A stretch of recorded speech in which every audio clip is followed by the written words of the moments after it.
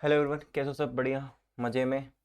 अपने एग्ज़ाम आ रहे हैं तो मैं ये बेसिकली आपको ये रिवीजन वीडियो आपके लिए रिकॉर्ड कर रहा हूँ। इसमें हम क्या करेंगे, इसमें हम चैप्टर नंबर थर्ड को एक बेसिकली समरी बनाएंगे, जिससे को हम एक बार पढ़ लेंगे तो हमारे ये चैप्टर तो फिक्स है। ये चैप्टर काइंड ऑफ सबको कॉम्प्लिकेटेड लगता है थोड़ा सा, रीजन मीन थोड़े इसमें कंसेप्चुअल चीज़ें ज़्यादा हैं, फैक्चुअल चीज़ें ज़्यादा हैं।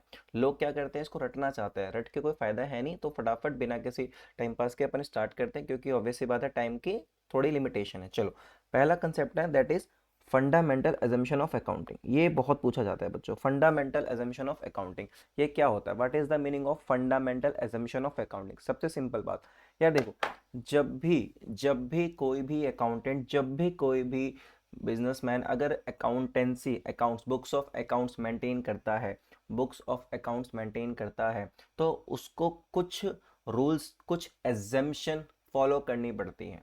कुछ रूल्स, कुछ एजम्पशंस फॉलो करनी पड़ती है, जिसके जिसके अंदर अकाउंटिंग की जाएगी। तो ये क्या है? ये है एजम्पशंस। क्या है? Assumption which are presume to have been followed in preparing the annual accounts. कि जब भी कोई भी बंदा अकाउंट्स बनाएगा, उसको ये रूल्स फॉलो करने पड़ेंगे। हम ऐसा मान के चलेंगे कि ये जो रूल्स हैं, ये जो प्रिंसिपल हैं, ये जो कंसेप्ट्स हैं, ये सारे फॉलो हुए हैं, ये सारे फॉलो हुए हैं while preparing accounts, while maintaining accounts. ठीक है। तो the entity which do not follow any of the fundamental accounting examination are required to disclose. अगर ऐसा है कि कोई ऐसी एंटिटी है जो इन रूल्स को, इन एजम्पशंस को फॉलो नहीं करती, इन कंसेप्ट्स को फॉलो नहीं करती, तो भाई साहब उनको अलग से डिस्क्लोज करना पड़ेगा, लिख के बताना पड़ेगा कि भाई साहब देखो, हम ये फंडामेंटल एजम्पशंस, ये चीज़ें हम फॉलो नहीं कर रहे हैं, ये चीज़ें हम फॉलो नहीं कर रहे हैं। अब फंडामेंटल एजम्पशन कितने होते हैं? तीन होते हैं। कितने होते हैं? तीन। सबसे पहला होता है गोइंग कंसर्न एजम्पशन। क्या होता है गोइंग कंसर्न? बहुत आसान है, सीधी सी बात समझो, पहले हिंदी में समझो। गोइंग कंसर्न एजम्पशन क्या होता है? गोइंग कंसर्न एजम्पशन का मतलब हुआ कि जब भी कोई बिजनेस एंटिटी अकाउंट्स बनाएगी, उसको एक चीज समझनी है, उसको एक चीज फॉलो करना है। क्या ये एजम्पशन क्या बोलता है? ये एजम्पशन बोलता है कि जो बिजनेस है, जो एंटिटी है, will go on for a foreseeable period. कि ये एंटिटी जो है लंबे समय तक चलेगी, ये एंटिटी लंबे समय तक चलेगी, and there is no intention, हमारी ऐसी कोई चाहत नहीं है कि हम इस एंटिटी को क्लोज डाउन करें, बंद करें, क्लोज करें, या फिर इसका कोई भी ऑपरेशन का स्केल डाउन करें। सिंपल भैया, गोइंग कंसर्न क्या कहता है? पहली चीज, ये एजम्पशन कहता है that entity will go on, चलेगी for a foreseeable period, and there is no intention to close or scale down its operation. तो क्या कहता है? ये कहता है दैट ट्रांजैक्शन कोई भी होगी should be recorded on the basis, कि जो भी ट्रांजैक्शन होगी उसको हम बुक्स में इस हिसाब से रिकॉर्ड करेंगे that business shall continue for a foreseeable period. मतलब हमारा जो बिजनेस है वो लंबे समय तक चलेगा, and there is no intention to, and हमारी ऐसी कोई इंटेंशन नहीं है कि हम या तो बिजनेस को बंद करें, या फिर अपना कोई भी ऑपरेशन को स्केल डाउन करें या फिर कम करें। सीधी सी बात है। और इसी कंसेप्ट की वजह से हम एक्सपेंडिचर को, खर्चे को अलग अलग कर पाते हैं। किसमें? रेवेन्यू और कैपिटल में। ये एमसीक्यू में आएगा, ध्यान रखना। इसी कंसेप्ट के वजह से हम खर्चों को अलग अलग कर पाते हैं रेवेन्यू और कैपिटल में। Because of this concept, distinction is to be made between capital expenditure and revenue expenditure. Revise कराओ। सबसे पहले गोइंग कंसर्न क्या कहता है? कोई भी ट्रांजैक्शन बुक्स में इस बेस पे रिकॉर्ड की जाएगी कि हमारी there is no intention to close down और स्केल डाउन इट्स ऑपरेशन, और हमारी जो एंटिटी है will go on for a foreseeable period. Done. तो ये था हमारा गोइंग कंसर्न। शॉर्ट रिवीजन है, फटाफट पढ़ के आगे बढ़ेंगे। सेकंड आता है कंसिस्टेंसी एजम्पशन। कंसिस्टेंसी एजम्पशन ये क्या कहता है?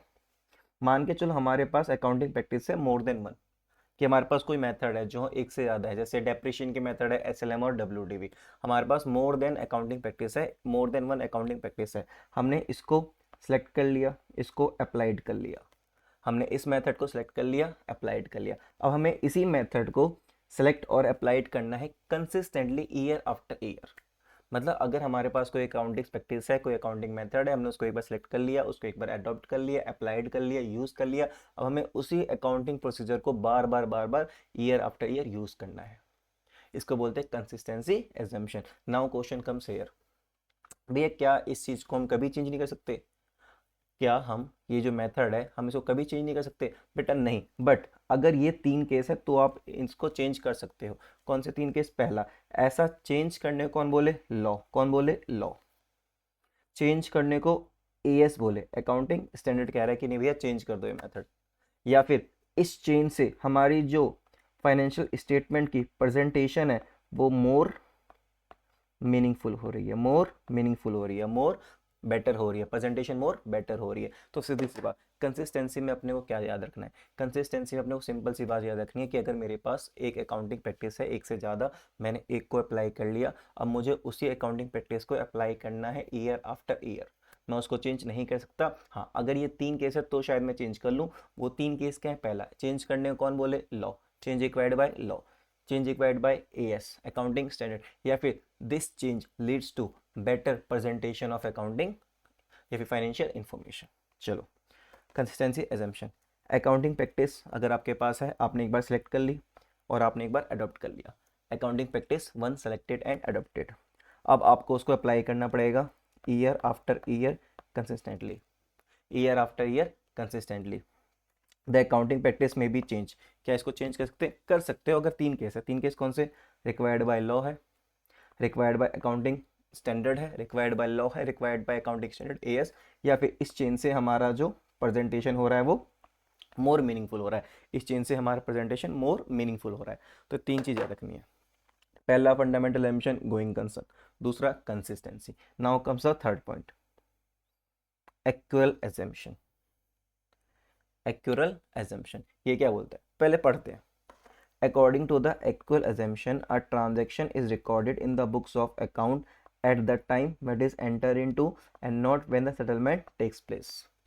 मतलब ये है कि हम किसी भी ट्रांजैक्शन को बुक्स में तब रिकॉर्ड करेंगे जब वो ट्रांजैक्शन इनकर हुई है, ना तो तब जब सेटलमेंट हुआ है। एग्जाम्पल, मान के चलो हमने सेल किया, मान के चलो हमने सेल किया, या हमने सेल किया 5 तारीख को, 5 अप्रैल को, और हमें पैसे मिले, सेटलमेंट हुआ 8 अप्रैल को। तो भैया इस सेल को मैं रिकॉर्ड करूं, जाहिर सी बात है अभी सेल को तब रिकॉर्ड करोगे जब ये ट्रांजैक्शन इनकर हुई है, जब ये ट्रांजैक्शन बुक्स में एंटर हुई है। अब भाई 8 तारीख को सेटलमेंट हुआ, मैं उस दिन तो नहीं रिकॉर्ड करूंगा, मैं ऑलरेडी इसको 5 को रिकॉर्ड कर लूंगा। मान के चलो कि मुझे कमीशन